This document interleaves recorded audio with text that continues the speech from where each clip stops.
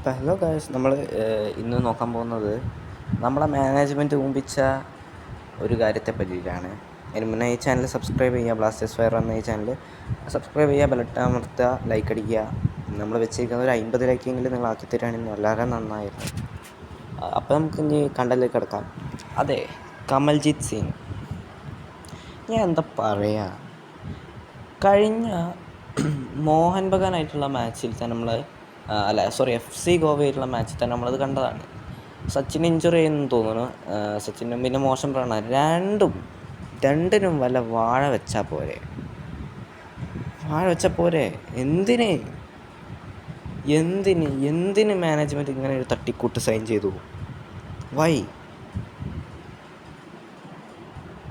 Goal കീപ്പർമാരില്ലെങ്കിൽ ഒന്നും നടക്കില്ല. ഒരു 100 ഗോൾ അടിച്ചതിന് ശേഷം 200 ഗോൾ തിരിച്ചു വാങ്ങിച്ചാൽ ഒന്നും നടക്കാൻ പോണില്ല.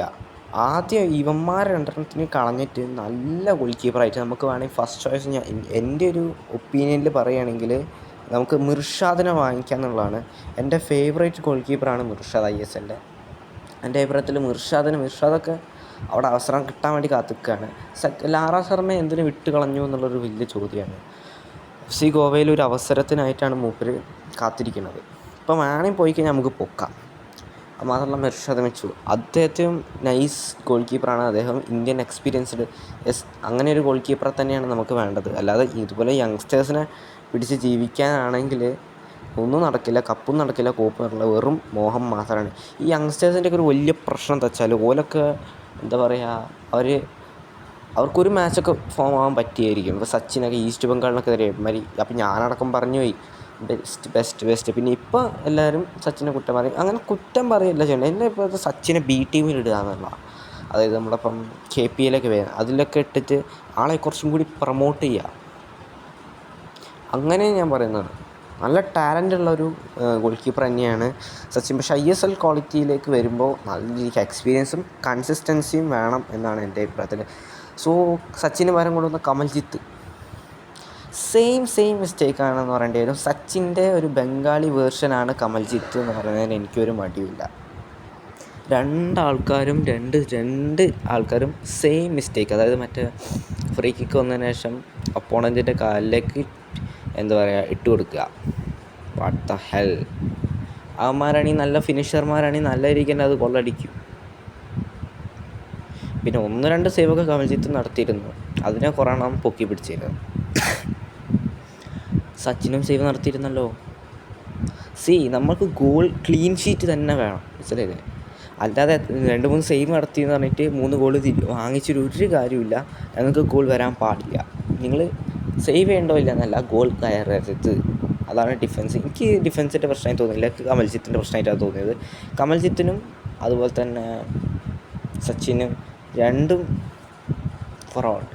സച്ചിനെ നമുക്ക് പിന്നെ വേണമെങ്കിൽ സെക്കൻഡ് ലെവലിൽ എന്തിനാ കമൽജിത്തിനെ സൈൻ ചെയ്തെന്ന് മനസ്സിലായില്ല. കമൽജിത്തിന് പറഞ്ഞാൽ നമുക്ക് മിർഷാദ് മിച്ചൊക്കെ കിട്ടിയിരുന്നെങ്കിൽ മക്കളെ, മിർഷാദ് വരണം. മിർഷാദ് ആകുമ്പോൾ നമ്മളെ മലയാളി ചെക്കൻ സച്ചിൻ. പക്ഷേ മിർഷാദ് കുറച്ചും കൂടി എക്സ്പീരിയൻസ് ഉണ്ടാവും. What A player. എൻ്റെ ഫേവറേറ്റ് GKകളിലൊന്നാണ്. വേണമെങ്കിൽ ഇപ്പം പോയി വാങ്ങിക്കാം നമ്മുടെ മാനേജ്മെൻറ്റിന്. അങ്ങനെ ഗോൾ കീപ്പർ വന്നു കഴിഞ്ഞാൽ സെറ്റാവും. കാരണം അതായത് ഒരു ക്യാപ്റ്റൻ ലെവലുള്ള ഒരു ഗോൾ കീപ്പറാണ്. അപ്പം നമ്മുടെ ഡിഫൻസ് ഒന്ന് മിസ്റ്റേക്ക് വരുത്തുമ്പോഴത്തേക്ക് ആളെ ഗൈഡ് ചെയ്യാൻ വരും. അതായത് നമ്മൾ ലെസ്കോവിച്ചിനൊക്കെ മാറി മിർഷാദ് മിച്ചു നല്ല ക്യാപ്റ്റൻ മെറ്റീരിയൽ പ്ലെയറാണ് എൻ്റെ ഇപ്പോഴത്തെ. സോ യങ്സ്റ്റേഴ്സിനൊക്കെ ഡിഫൻസിലുണ്ടെങ്കിൽ അവർക്ക് കറക്റ്റ് ഗൈഡൻസ് കൊടുത്ത് അവരെ പ്രൊമോട്ട് ചെയ്യും, മനസ്സിലായി? നമ്മളിപ്പോൾ ലെസ്കോക്ക് ഹോർമീനെ പ്രൊമോട്ട് ചെയ്ത മാതിരി നമ്മളെ മിർഷാദ് വന്നു കഴിഞ്ഞാൽ സെറ്റാകും ടീം എന്നാണ് എൻ്റെ അഭിപ്രായത്തിൽ പറയുന്നത്. സോ പറയുള്ളൂ, മാനേജ്മെൻറ്റ് ഊമ്പിച്ച് തന്നെ പറയേണ്ടി വരും. സച്ചിൻ്റെ ബംഗാളി ബേഴ്സിനെ കൊണ്ടുവന്നു കഴിഞ്ഞാൽ നൈസായി രക്ഷപ്പെടാമെന്നാണ് മാനേജ്മെൻറ്റിൻ്റെ ഊഹം. എനിക്ക് വലിയ താല്പര്യം ഈ കമൽജിത്തിനെ ഒന്നും കൊണ്ടുവന്നല്ലോ. എൻ്റെ അഭിപ്രായത്തിൽ മിർഷാദ് മിച്ചു അല്ലെങ്കിൽ നമ്മുടെ രഹനേഷ്, ജാംഷഡ്പൂരിലേക്ക് നമ്മൾ വിട്ട് കളഞ്ഞ അൽബിനോ ഗോമസ്, അങ്ങനത്തെ കുറേ അടിപൊളി പ്ലെയേഴ്സിനെയാണ് നമ്മൾ വിട്ട് കളഞ്ഞത്.